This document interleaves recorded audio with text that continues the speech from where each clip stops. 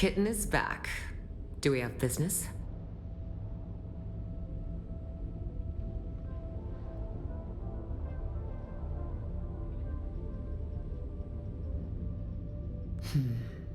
I like to think that Fenring has good taste in his acquisitions. But you look like a problem to me. My family has a sense for these things. My father calls it his spice nose. Knowing when a job is going to go bad. And you're bad news. My father prefers that other people don't discuss his business. But my name is Alara Tuek. I'm here to hold your leash, kitten. Oh, not me, kitten.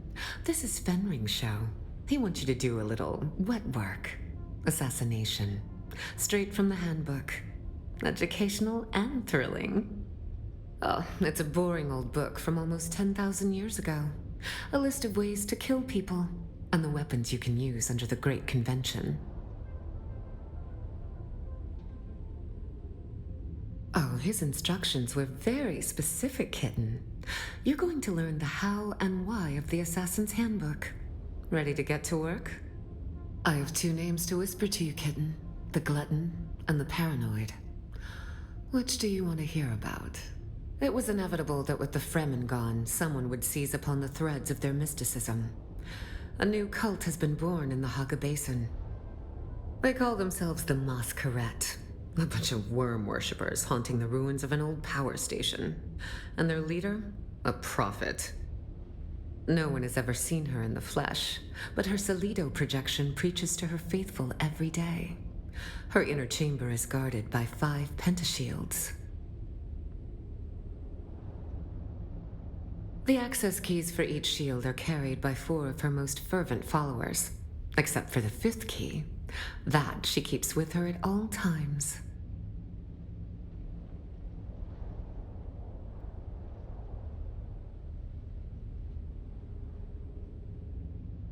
She calls them her chosen, and has named them after the parts of the sandworm. The tooth, the fire, the body, and the breath. Each carries a key. But as I mentioned, the 5th key is kept by her. A worthy thought, kitten, but no. She never leaves her place of contemplation. Instead, use the shield dissembler to get through the final door. A dissembler takes time and patience to use. They cannot be used against personal shields.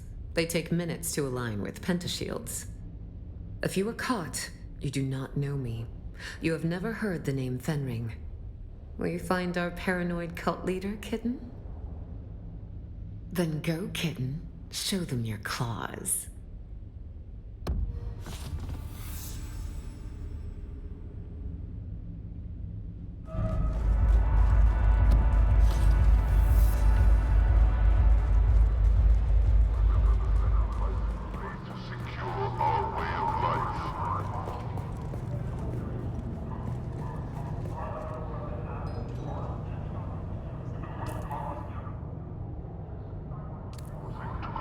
To confront Harkonnen directly.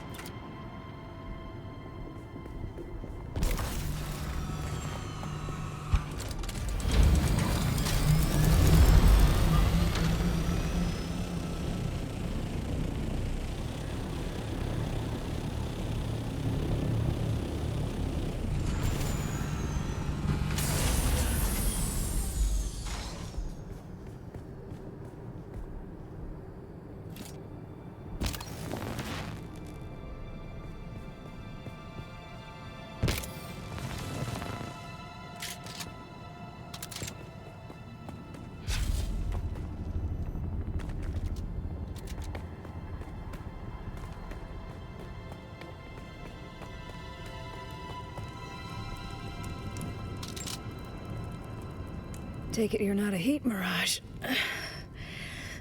Who are you? A bit late for that. Even if I wasn't dying, there's no going back now. Anton always was sweet. And naive. I envy that. He won't have it much longer. He was practically a kid when I trained him. An orphan turned soldier. Guess I filled in for something he was missing. May as well ask your questions. Only thing I have left is time. And I don't have much of that.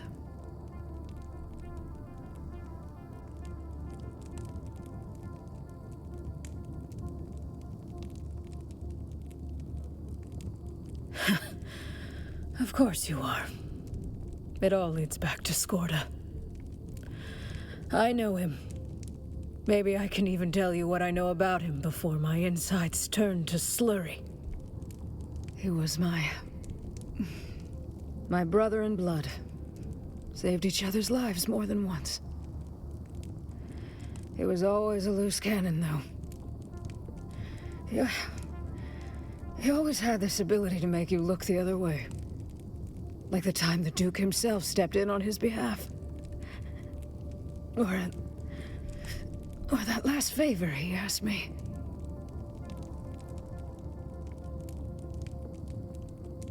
I was commander of the Catheria. Skorda asked me to carry some cargo aboard. No records, no questions. Smuggling, sure, but he said it was important. I agreed to all that. That's just how it was with Skorda. We got ambushed over Arrakis.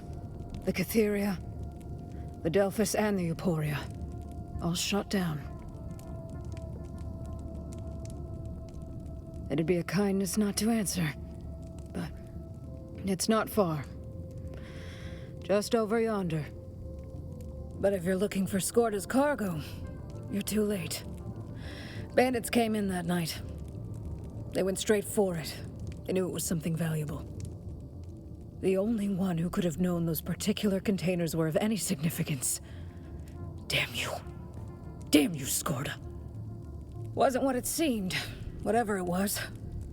Every crash survivor who came in contact with it eventually died. And they didn't die well. I held each of them while their bodies liquefied. While they screamed for loved ones not there. I think my body held out so they wouldn't have to die alone. But I'm fading fast. Skorda betrayed me. My house abandoned us. Secrets and secrets. I called and called. When I finally contacted my superiors, they were worried about diseases or contamination, but agreed to send help. No help came. Time passed. A lot of it. I marked it in the deaths of my crew. Finally, call came in. Some woman asked lots of questions about the symptoms. She told me to leave the sick behind. They couldn't risk taking them back. I couldn't do that.